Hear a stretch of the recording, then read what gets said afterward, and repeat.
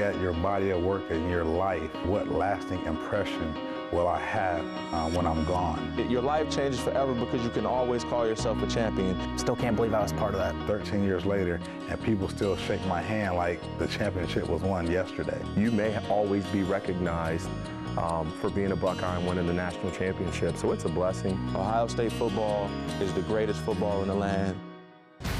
When you walk in that locker room, woo, you're pumped up. And you see your uniform in your locker, and you know this is it. This could be your last time you're actually with them. Their heartbeat's gonna be going fast, their mouth's gonna get dry. You are the first in Ohio State history to be on this stage, and everyone's watching. We're gonna go down here and bring the trophy back to Columbus, Ohio. Everything that they've done in their life up to this point has led them to this moment.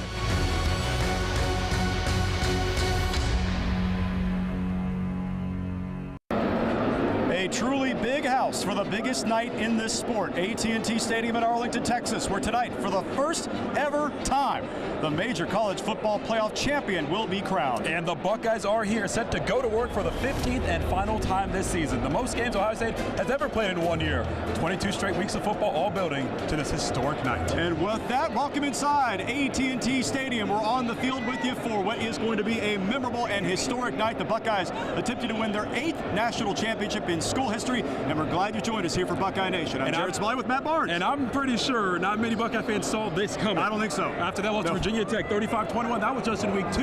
And then what happened? 12 straight wins, and now they have the longest winning streak in the nation after Florida State lost to, well, these Oregon Ducks. Well, we're going to get out of the way here and show you what warm-ups look like. Both teams are out on the field. The Buckeyes much more so as they continue to get loose here. Kickoff is coming up in about a little less than 90 minutes from right now. Ahead on tonight's show, we're going to show you what makes Oregon's powerful offense unique.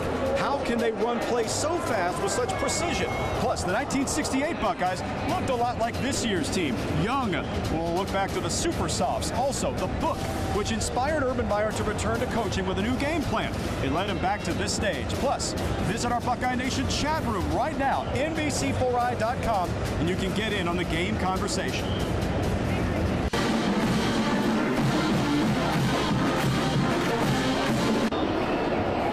Despite sky-high ticket prices, thousands upon thousands of Ohio State Fanimals are here and ready for kickoff. Yeah, they're inside the stadium. Many gathered at the team hotel, though, all week to warm up. And speaking of fans, our main man, Cabin Ray, is amongst the people here outside AT&T Stadium tonight. Cabin. We are outside here where there's plenty of pep rally type spirit. Yeah! Here in this stadium on New Year's Day, Michigan State put on a furious rally to come back and beat the Baylor Bears in the Cotton Bowl. It was a huge win for Michigan State. What's interesting about Michigan State's season, they suffered 2 losses to Ohio State and Oregon. We happened recently to talk to a Michigan State player to help us break down this matchup. And overall, they're just great teams. And we're back here inside AT&T Stadium with our web guru, Denise Yost. You asked her a question. Did Buckeye Nation respond? They did, and the question for you, Matt, is comparing the Sugar Bowl atmosphere, crowd loudness to what you're seeing tonight. Yeah, this place isn't even packed yet, but I think the biggest difference is that there are a lot more Ohio State fans here than there were at the Sugar Bowl. It was very even at the Sugar Bowl, and it's not even here, about 70-30 Ohio State versus Oregon. Keep the questions coming, though, at NBC4i.com. Jared?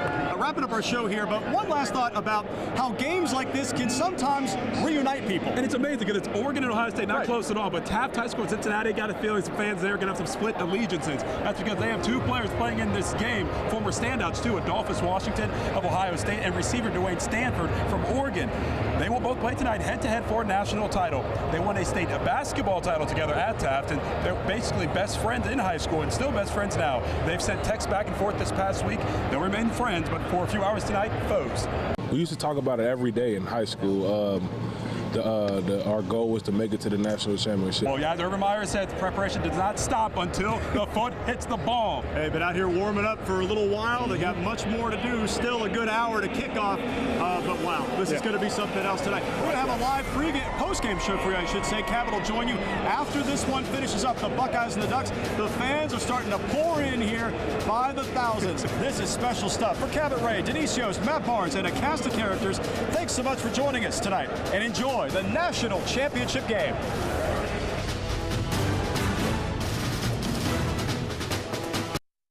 Let's get right to NBC4's Jared Smalley live in Arlington. Good morning, J-Rod.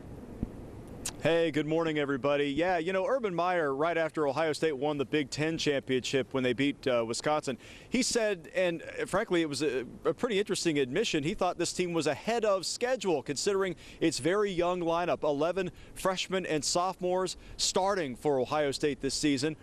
He's going to have to change his schedule now because of what happened here last night. Despite 4 giveaways to the Oregon Ducks, the Buckeyes are taking home the title. Clear eyes, full hearts, can't lose. That expression works in Texas. The Buckeyes adopting it in the national championship game. Fourth quarter, Elliott 2 yards away, 35-20, and Ohio State clinches a national title from a yard out. Ezekiel Elliott, 4 touchdowns, 246 yards. It adds up to a dominant victory in the national title game, 42-20. Ohio State watches the confetti fall.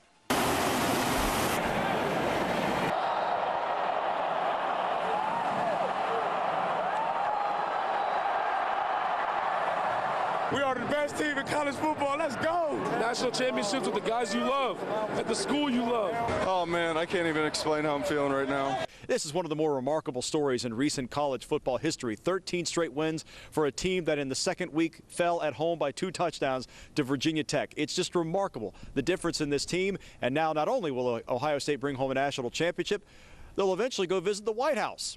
Pretty good payoff there as well. Hey, our own Jared Smalley was there as well, and he joins us live from Washington, D.C. right now.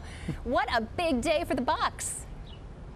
Yeah, good evening, Dwayne and Ellie. Several championship teams earn invitations here to the White House every year, but to the individual athletes, this ranks among their proudest days, the opportunity to come here and visit the President of the United States. Well, today the Buckeyes took their turn a dozen years removed from their most recent visit here, and to the players in the East Room today, it turned into a pep rally. H! H! That last one was a little weak there. This was a true home game at the President's home, and his message of praise for what the Buckeyes accomplished was heard clearly. Everybody's going to go through ups and downs in life, and how folks handle it.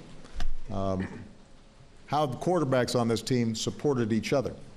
That's what every organization wants to see. As genuine, as open, as relaxed as it was. He came in and spent time. The first time I think that's happened, just the president and our team, and very appreciative. The Buckeyes earned the first ever championship of the playoff era, a playoff which the president endorsed years ago. This is a promise kept by me. So you're welcome, America. It was a great playoffs. Obama also made sure to salute Ohio State's massive fan base, which perhaps made its most emphatic statement yet this past weekend. I will say, when you get 100,000 fans to show up to a practice, I think it's fair to say that your fans are a little crazy.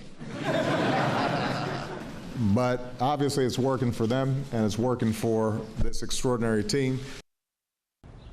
The Buckeyes enjoyed a full day of activities here in Washington, D.C. They began the morning at the Martin Luther King Memorial. Then they had lunch, came here to the White House, and now the team is over on Capitol Hill making a visit there. So for many of these players, their first experience here in Washington, D.C., they all come away with glowing reviews. All of them said they got to shake hands with the president. Such an important thing for them, and what an opportunity. Those pictures, I'm sure, will be cherished for a lifetime. It's the real deal. It's my new best friend is what it is. Hang on, let me just get a quick selfie. The team who loses Saturday may not be seeing this guy in their future. It is this year's College Football Playoff National Championship Trophy. It's in town this week for the nation's featured game. Ohio State owns the only other version of this. Michigan State's not happy about it. In 2012 and 2013, OSU and MSU played smash-mouth games, each school winning once. And then last year in East Lansing, an angry Buckeye team went into Spartan Stadium and played what the Buckeyes would later call their best game of the season. They put up 49 points on MSU, a night the Spartans remember vividly and hope to avenge Saturday.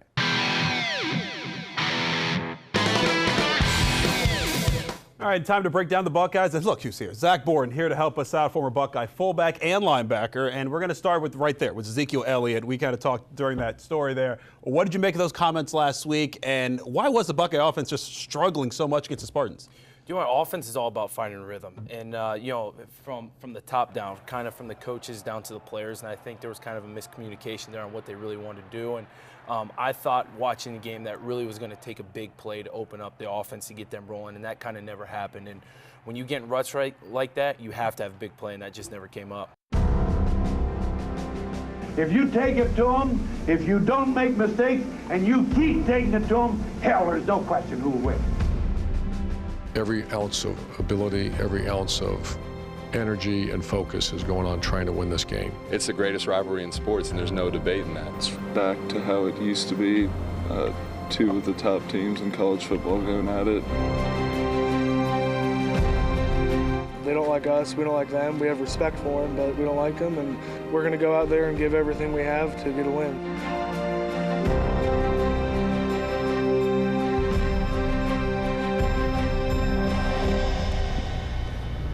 Let's get right to NBC4 Sports Director Jared Smalley with the highlights, and what a win. Yeah, good evening, Ellie. You know, even the most die-hard Buckeye fan probably was not overflowing with confidence going into this game, considering what happened to the Buckeyes a week ago at the hands of Michigan State. But here tonight in the game, Ohio State put on its best game. It's the dawn of the new era in the rivalry. Jim Harbaugh making his Michigan debut as head coach against Ohio State and Urban Meyer. Nearly 2,000 miles from home, where the grass doesn't grow. Two bands of brothers have traveled here in a foul mood. There's a lot of people that said national championship or bust. They were searching for gold, but their path proved prickly. So now these men embrace a new treasure, but they'll have to earn it. You know, you got a team could be playing for the national title.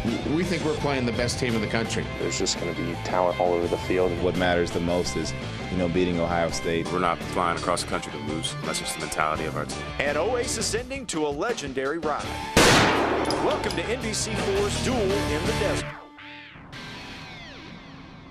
University of Phoenix Stadium opened nearly 10 years ago, but it remains one of the greatest innovations in stadium construction in the world. A grass field which can be rolled outside the building to get direct sun. It also hosted last year's Super Bowl, the 2007 National Championship game. Urban Meyer, of course, won that game. He was coaching Florida against Ohio State. Of course, Friday he'll be coaching the Buckeyes against Notre Dame, a place where he was once an assistant coach. With that, welcome here to Glendale, Arizona. And University of Phoenix Stadium going to be a heck of a wait until 1 o'clock on New Year's Day. That's when the Buckeyes and the Fighting Irish meet. And it's not their goal for the season. No. It's still a top-tier matchup, though. I'm Jared Smalley. Glad you joined us. Yeah, and I'm Matt Barnes. Audrey Hatch is going to join us in a little while from Columbus, Monica Day, elsewhere in Scottsdale. The teams arrived here 3 days ago, and it's a little frosty here, yeah, I'd a little say. bit. I mean, we've got the vest and the jacket on right now, but you don't have to worry about the climate when you're inside the giant cactus behind us there. Our Audrey Hassan joins us now from the NBC4 studios to talk about the Ohio State season that was, and it had its ups and downs, didn't it, Audrey? It did, Matt. You know, November 21st will be the day Ohio State fans will always remember as the day the season went sideways. But even before that, Ohio State's season was a bit of a self-struggle. There's probably 10 programs in America that held an extremely high standard, and we're one of them. For that story, let's go to Monica Day back in Scottsdale at the Buckeye Pep Rally. Monica? You know, you think about all the great players that were in that game, and it was a really great game.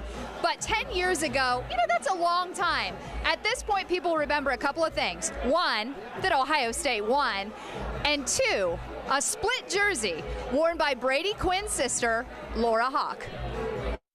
She had no idea. We had no idea. We were so young. We were just obviously dating at the time. So we were so naive to the whole situation. The jersey may be a part of pop culture, but remember what it stood for. Two major parts of Laura's life, her brother and her future husband. Were you and AJ close at that point? No. We actually, we had met at a family Christmas for the first time, maybe a couple days before we each had to leave to go to the bowl site for practice. We obviously became pretty close afterwards, but not necessarily before the game.